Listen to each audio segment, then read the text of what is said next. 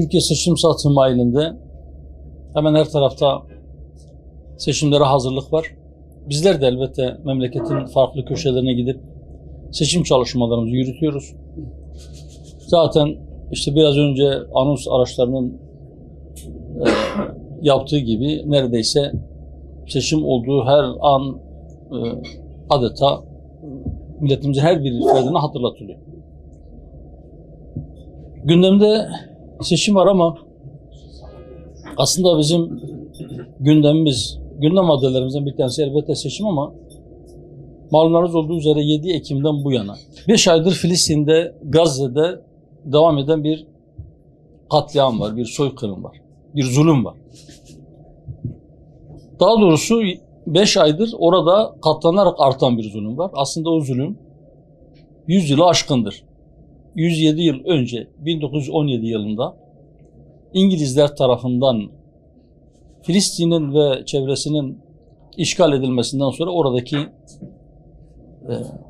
zulüm aslında başlamış oldu. 1948'de orayı işgal eden Siyonistlerin kendilerini, o Siyonist terör çetesinin kendisini devlet olarak ilan etmesinden sonra bu zulüm katlanarak devam etti. Ta 5 ay önce orada bir tufan koptu, Aksa tufanı. 70 küsur yıldır, 75 yıl boyunca Siyonist çetenin yazdığı bir hikaye vardı orada. Anlattığı bir hikaye vardı. O hikaye çöktü. Neydi o hikaye? Onların ordusu yenilmez bir orduydu. Gökte uçan kuştan, zifiri karanlıkta yerde siyah kayanın üzerinde yürüyen siyah karıncadan haberdar olan bir Mossad vardı. Haşa. Böyle bir hikaye uyduruyorlardı. Ve bütün dünya Yahudilerine de şunu söylüyorlardı. Diyorlardı ki sizin için en güvenli yer sizin atalarınızın, dedelerinizin toprağı, Allah'ın size vaat ettiği topraklardır. Siz oraya gelirseniz güvendesiniz. Onun haricinde dünyanın herhangi bir yerinde burada olduğu kadar güvende olamazsınız diye bir hikaye anlatıyorlar. O Aksa tufanıyla o hikaye zir zeber oldu, yerle bir oldu. Birkaç saat içerisinde o yenilmez dedikleri ordu öyle bir şaşkınlık yaşadı ki komutayı Amerikalılara devretmek zorunda kaldılar. Amerika onları idare etti, onları yönlendirdi. Ve halen de savaşı aslında Amerika yürütüyor. O her şeyden haberi olur dedikleri Mossad öyle bir istihbari darbe yedi ki burnunun dibinde hazırlanan, uzun süre hazırlığı yapılan o operasyondan, Aksa tufanından haberdar olamadı ve onların belki en güvenli yer olarak tespit ettikleri için pek çok gizli bilgilerini muhafaza etmeye çalıştıkları kendi üsleri basıldı. Oradaki subaylar esir alındı. Oradaki bilgisayarlar el konuldu. Ve pek çok esirle birlikte o mücahitler birkaç saat içerisinde o hikayeyi darmadağın ettikten sonra gittiler. Belki birileri diyebilir ki işte şu kadar gündür havadan, karadan, denizden memleketleri bombalanıyor. Kadınları, çocukları, yaşları öldürülüyor. Hastaneler vuruluyor, okullar vuruluyor. Bu mudur başarı? Bu mu zafer?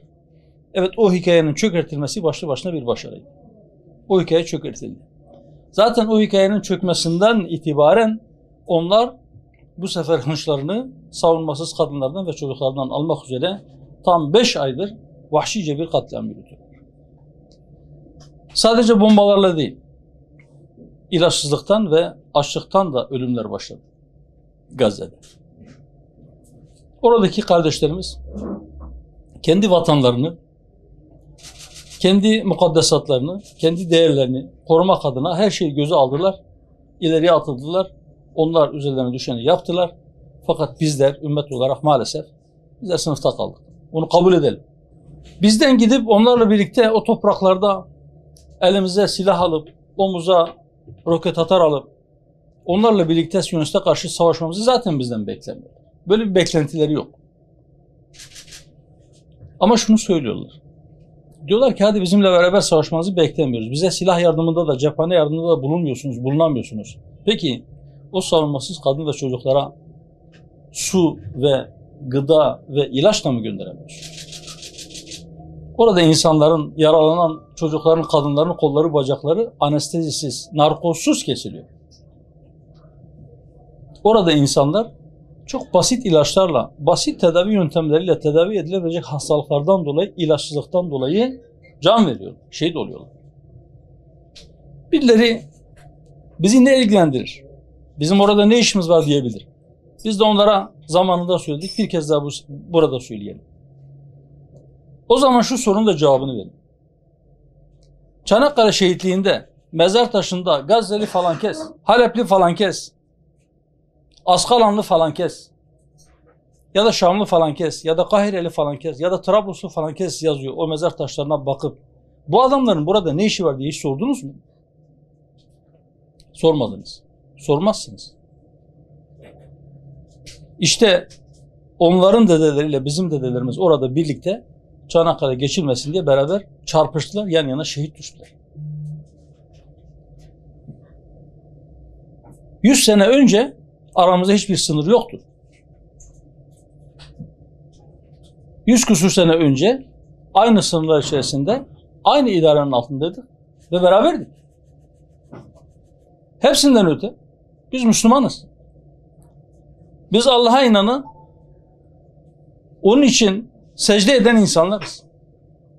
Yan yana aynı safta, saf tutup birlikte el bağlayıp bir tek kıbleye dönen insanlarız. Ve döndüğümüz kıblelerin ilki Mescid-i Aksa'dır. Müslümanların ilk kıblesidir.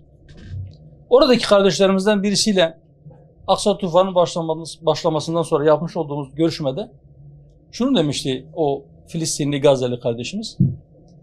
Biz 75 yıldır mücadele veriyoruz. 75 yıldır bedel ödüyoruz. Ama Aksa'nın hürriyetine kavuşmasına yetmedi bu bedeller. Taksit taksit ödedik, borcumuz bir türlü bitmedi. Biz bu sefer karar verdik. Dedik ki Mescid-i Aksa'nın hürriyetine kavuşması için gerekli bedel neyse biz onu bir seferde ödeyeceğiz. Biz de o zaman dedik, burada bir kez daha tekrar edelim. Dedi ki, eğer Mescid-i Aksa sadece Filistinlilerin ilk kıblesi ise bu bedelin tamamını onlar ödesinler. Eğer Mescid-i Aksa ve etrafından onun mübarekliğinden bahseden Kur'an-ı Kerim sadece Filistinlilerin kutsal kitabıysa varsın onlar orayı hürriyetine kavuşturmak için ne gerekiyorsa yapsınlar. Bize bir şey düşmez. Eğer Mescid-i Aksa'dan Mi'raca yükselen Muhammed Aleyhisselatü Vesselam sadece Filistinlilerin peygamberi ise onlar onun ayak izlerinin hürmetini muhafaza etmek için canlarını versinler, kan döksünler. Ama yok eğer bizler hepimiz 2 milyar İslam alemi Mescid-i Aksa bizim de ilk kıblemizdir. Hz. Muhammed Aleyhisselatü Vesselam bizim de peygamberimizdir.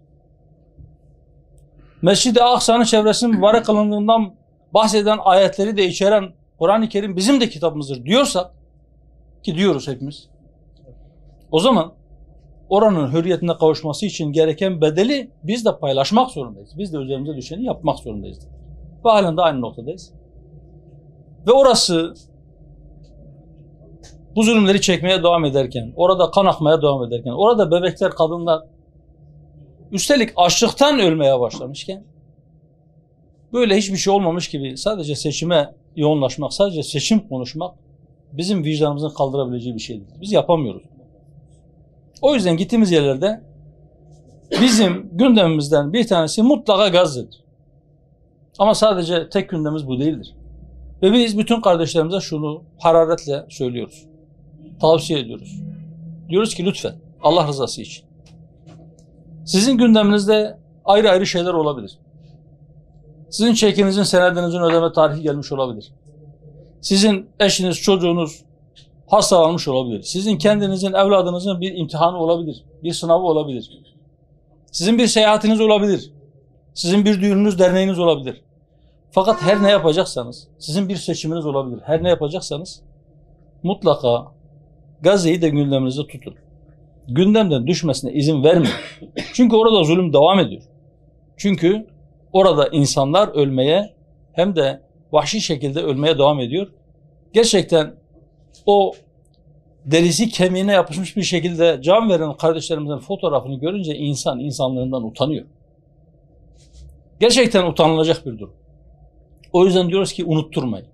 Unutmayın, unutturmayın. Hiçbir şey yapamıyorsanız dua edin. Farz namazlarınızdan sonra mutlaka dua edin o kardeşlerinize. Hiçbir şey yapamıyorsanız, Mescid-i Aksa'ya gidip ziyaret edemiyorsanız, oradaki kandillerinde yakılması için yağ gönderiniz. Oradaki kardeşlerinizin yemesi için bir parça ekmek gönderiniz.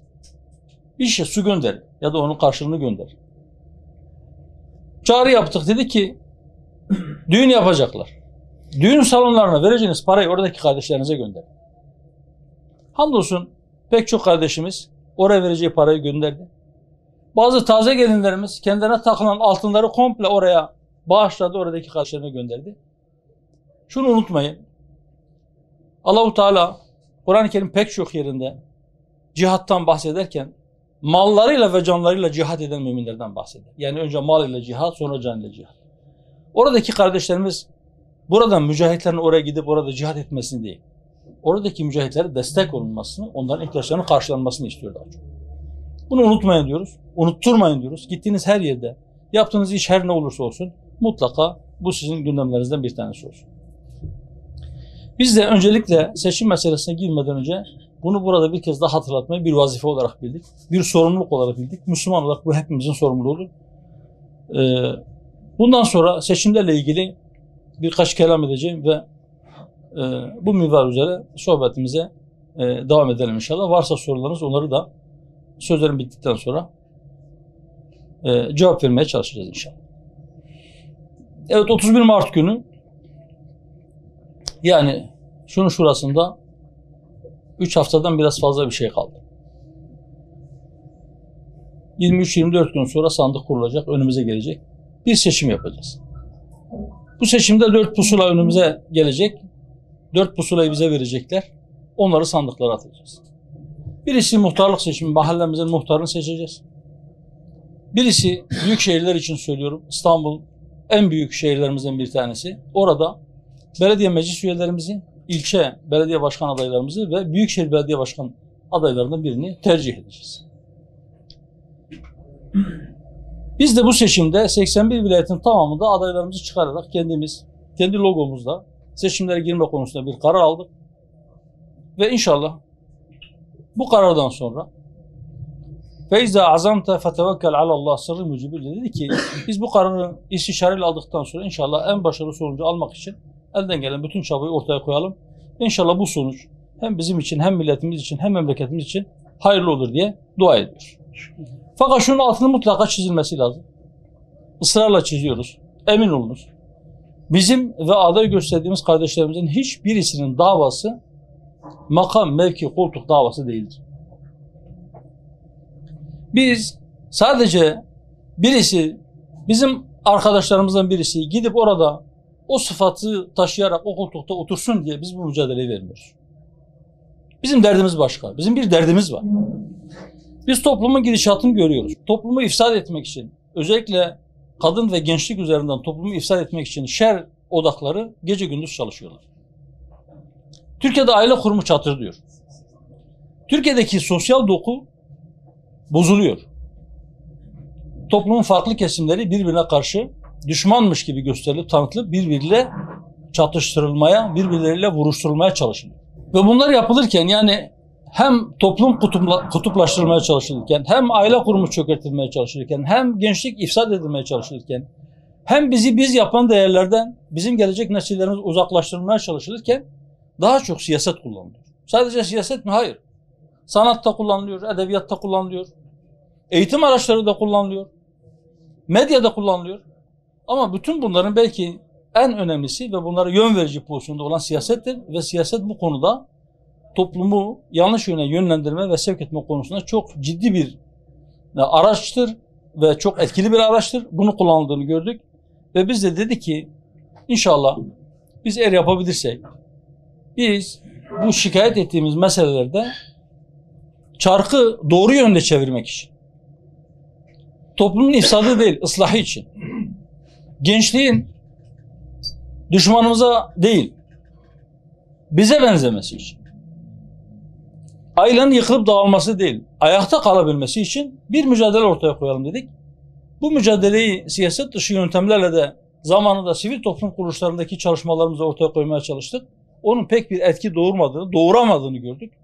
En etkili aracın siyaset olduğu kanaatiyle siyasete girdik ve biz bu değerleri yüceltmeye, ayağa kaldırmaya çalışıyoruz. Ben şuna eminim, çünkü çok örneğini gördüm. Siyasetle ilgili konuşulduğunda siyasetten menfaat uman insanların sayısı öyle bir raddeye vardı ki, oranı öyle bir yere çıktı ki artık menfaatsiz siyaset yapana enayi gözüyle bakıyor. Tabirim için lütfen beni mazur görün, hoş görün. Bir kişi ben menfaatsiz siyaset yapıyorum dediğinde insanların inanası gelmiyor. Durup böyle bakıyorlar. Allah Allah, böyle insanlar var mı diye. Evet, böyle insanlar var. Hatta böyle insanlar çoğunluk olmalı. Menfaat için siyaset yapanlar tek tük olmalı. Ama maalesef o kadar artmış ki, bu toplum tarafından öyle kanıksanmış ki, benim siyasetim menfaat üzere değil dediğinde insanlar inanmak istemiyor. Yani acaba gerçekten böyle mi, yoksa zaten kimse benim ayranım ekşidir demiyor, bunlar da onlardan biri mi diye soruyor insanlar. Ama inşallah biz bunu pratiğimizle şimdiye kadar gösterdik. 10 yıl aşkın bir süredir sahadayız ve bu 10 yıl aşkın sürede bizim gösterdiğimiz pratik bunu net bir şekilde ortaya koymuştur. Birkaç yerde örnek verdim. Geçtiğimiz Aralık ayında bizim İzmir İl Kongremiz var.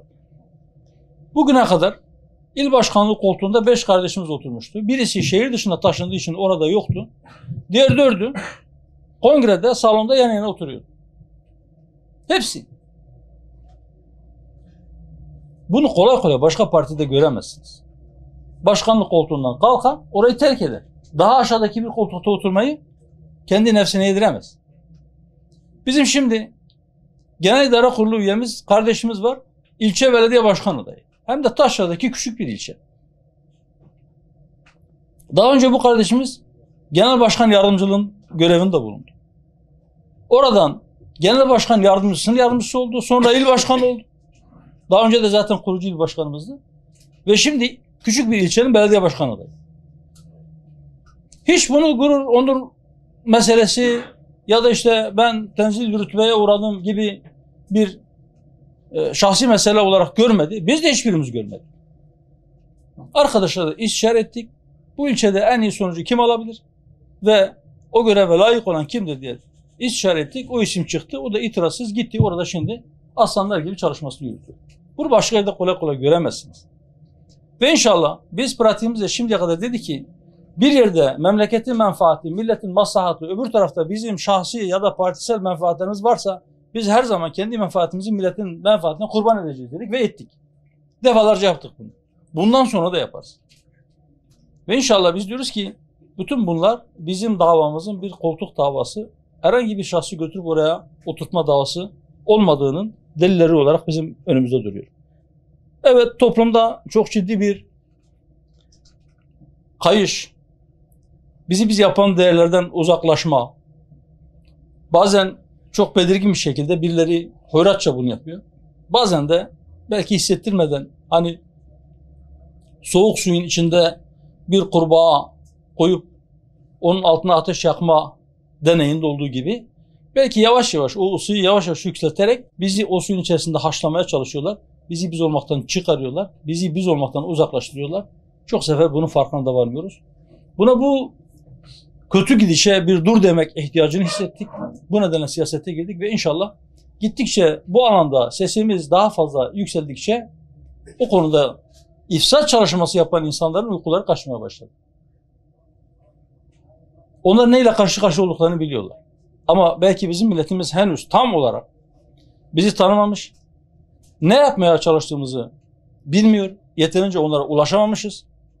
Birileri, yahu millet bunları tanımadan, bunların gerçek amacını, niyetini, hedefini bilmeden biz bunları karalayalım, biz bunlarla ilgili kara bir propaganda yürütelim, bunlarla insanların arasında duvar örelim, perdeler çekelim, bunlar görülmesinler, bunların sesi duyulmasın, bunlar tanınmasın. Ta ki biz bu ifsadımıza, bu kötü emellerimize daha rahat bir şekilde ulaşalım. Ama inşallah biz diyoruz ki biz bunun önüne geçeceğiz. Ne pahasına olursa olsun biz bu konuda mücadele etmekten geri durmayacağız. Biz bu çalışmalarımızı sürdürürken, yani seçim çalışmalarımızı sürdürürken bütün kardeşlerimize de şunu söylüyoruz. Diyoruz ki lütfen gidin insanlara dokunun. İnsanlara dokunun ve sadece nasıl olmamız gerekiyorsa abartmadan, riyakarlığa sapmadan, kendimizi başka türlü göstermeden neyse kendimiz olduğu gibi ortaya koyalım. Hani Üstad Bediüzzaman'ın bir sözü vardı. Diyor ki bizim en büyük hilemiz hile yapmamaktır. Birisi hile yapabilir. Birisi seçimden önce biz herkese traktör vereceğiz deyip sonradan ya biz insanların dikkatini çekmek için söylemiştik. Aslında öyle bir planımız yoktu diyebilir. Ya da birisi millete hayal satabilir. Biz bunu yapmadık. Yapmayacağız Allah'ın izniyle. Çünkü o kişi hile yapar, bir seçim yapar. Seçim sonrasında nihayetinde onun söylediklerinin gerçek olup olmadığı ortaya çıkar. Ama hile yapmayan birisi belki ilk seçimde millete cazip gelecek, onların dikkatini celbedecek bir şey söylememiştir. Bu nedenle ciddi bir oy da almamıştır. Ama seçimden sonra yahu bu diğer adamlar bizi kandırdı. Hele biz bir de bunlara bir bakalım. Bunlar uçuk kaçık bir şeyler söylemediler bize. Biz bir bunları deneyelim diyebilir. Biz diyoruz ki inşallah bugün biz o aşamaya gelmişiz diye düşünüyoruz.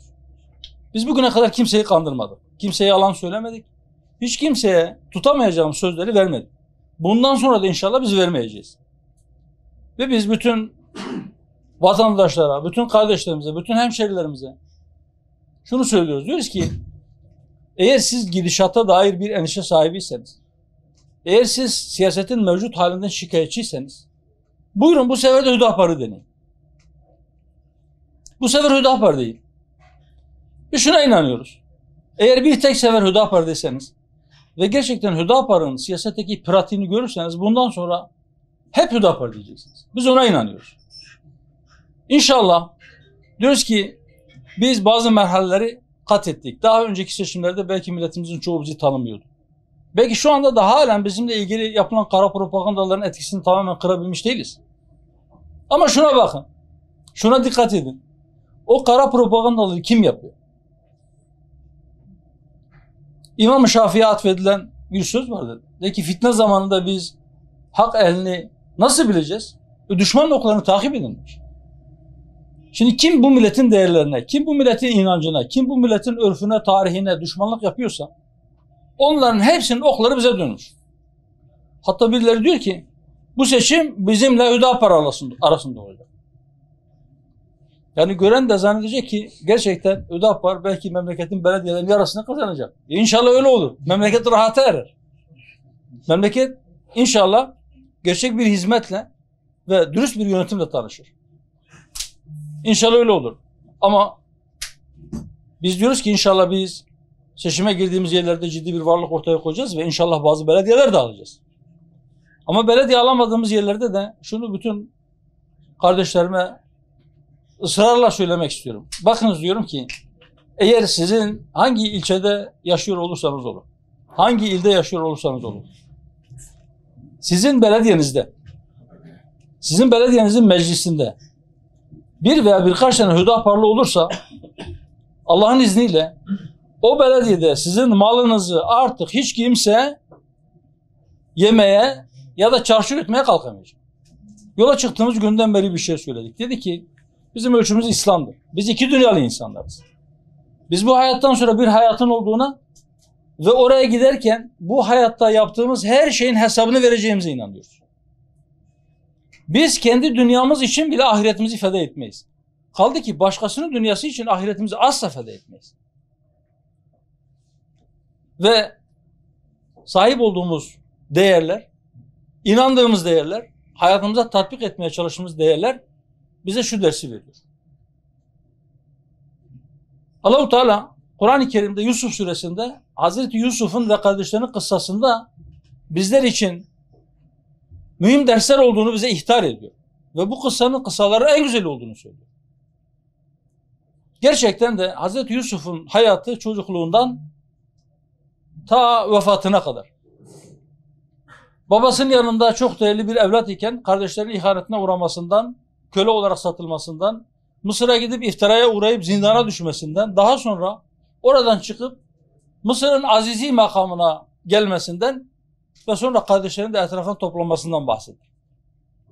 Orada bizim kendimize yönetim anlamında örnek alacağımız bir hayat hikayesi var. Ve o hikayenin içerisinde Hazreti Yusuf'un şu dediği, Allah-u Teala Kur'an-ı Kerim'de onun diliyle şöyle buyuruyor. Estaizu billah. Kâle cealni alâ hazâinil ard inni hafîzun alîm. Bizim dikkatimizi şu çekti. Şimdi orada Allah-u Teala mealen buyuruyor ki Yusuf dedi ki Mısır'ın melikine, Mısır'ın kralına beni hazinelerin başına tayin et. Ben iyi korurum ve bu işi bilirim. Niçin önce Hafiz sonra Ali? Birisi, biz buradan şu dersi çıkardık. Birisi bir işi çok iyi bilebilir.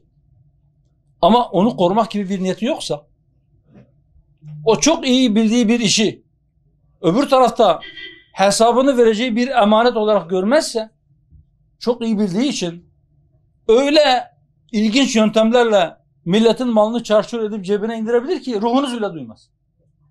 Çünkü o işi çok iyi biliyor. Açıkları çok iyi biliyor. İşleyişi çok iyi biliyor.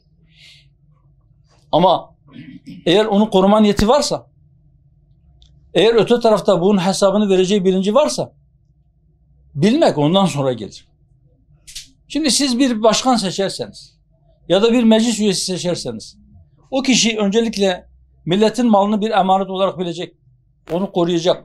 Bu azimde, bu kararlılıkta, bu inançta, bu düşüncede, bu hayat görüşünde olursa, eğer o işin uzmanı olmasa bile belediyelerin imkanları çok. O işin en iyi uzmanı nerededir? Gider onu bulur, getirir, istihdam eder, milletin hizmetini görür.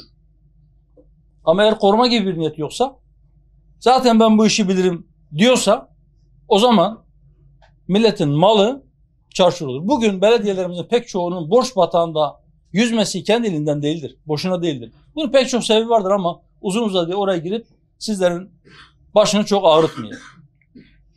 Siz belediyelerinizin emin ellerde olmasını istiyorsanız, siz orada emin insanların sizin adınıza, sizin malınızın nöbetini tutmasını istiyorsanız, o zaman diyoruz ki Hüdapar'ın adaylarına destek verin. Sakın yanlış anlaşılmasın. Bu gibi insanlar sadece Hüdapar'da vardır demiyorum. Ama Allah'ın izniyle Hüdapar'dakilerin tamamı böyledir.